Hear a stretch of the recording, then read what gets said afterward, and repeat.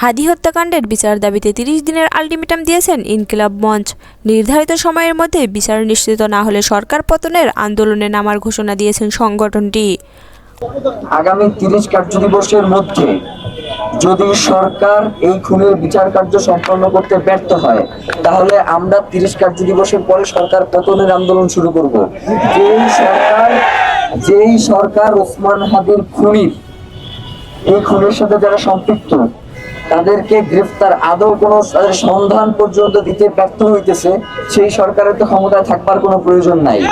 যেই সরকার বাংলাদেশের আইন শৃঙ্খলা পরিস্থিতি রক্ষা করতে ব্যর্থ হইতেছে, গোয়েন্দা সংস্থা কোন রকম যে সরকারকে সাহায্য করতেছে না, আপনি কোনোভাবেই কোনো ধরনের পদক্ষেপ গ্রহণ করতে পারতেছেন না, আপনি কিছু পারতেছেন না, আপনি অসহায় মানুষদেরকে তো আমরা রাষ্ট্র ক্ষমতায় বসায় রাখতে চাই না।